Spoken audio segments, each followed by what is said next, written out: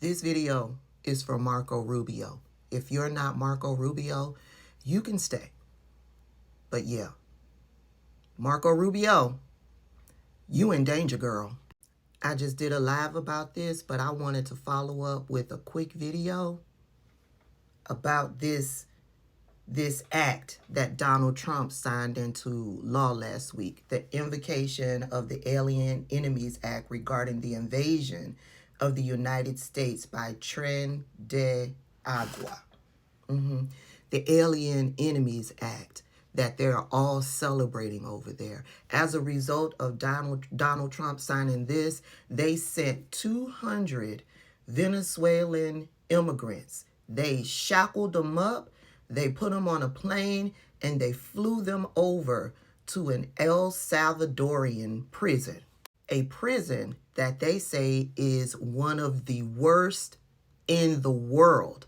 A prison where they house some of the most violent criminals in the world. And they shackled these people up under the premise that they were a part of this violent gang. Those people had no due process. Those people saw no attorney. Those people did not go before a judge. They were just shackled up, put on a plane, and shipped over there. And once they got over there, and the Trump administration was so proud because this was one of Donald Trump's campaign promises. They were so proud of their work that they put out this propaganda video.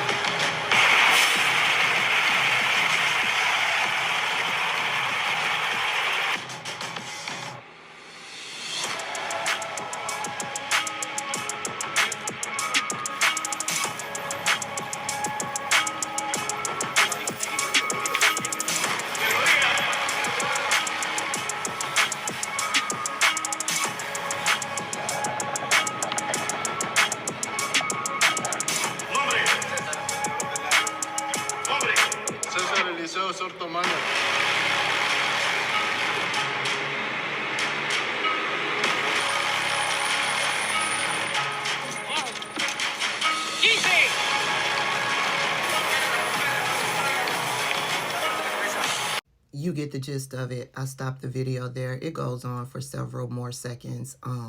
Yeah, it's hard to watch. It's hard to watch how they treated these individuals. And Donald Trump and his press secretary posted this over on their social media accounts. I found it over on Instagram. Now there's some real legal situations going on as a result of that. Because when they shackled them up and put them on that plane and sent them over to El Salvador, somebody had filed suit against Donald Trump regarding this situation. And the judge told Donald Trump to halt this. They haven't had due process. They have a right to due process. Somebody said they were already in the air. The judge said, turn the damn plane around then. They didn't do so. So these individuals are over in El Salvador in one of the worst prisons in the world. And the judge is pissed. The judge says you either defied my order, which I could hold you in contempt, or you violated constitutional law.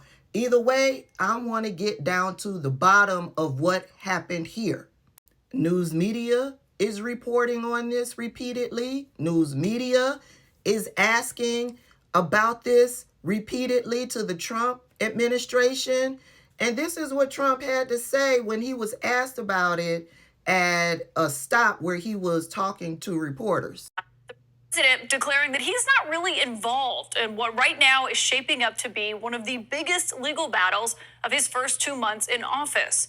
The day started with a deeply frustrated federal judge in Washington insisting that the Trump administration answer for what he calls a, quote, awfully frightening use of the 1798 wartime statute known as the Alien Enemies Act. It's what we've been talking about all week.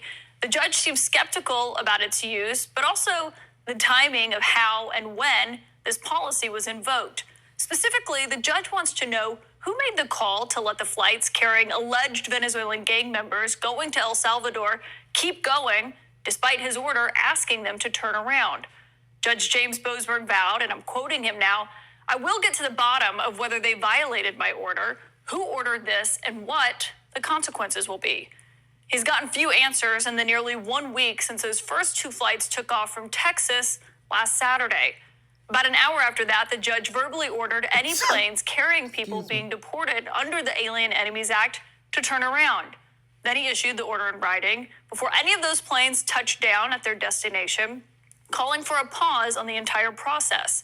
But those planes didn't turn around, and they did eventually land in El Salvador.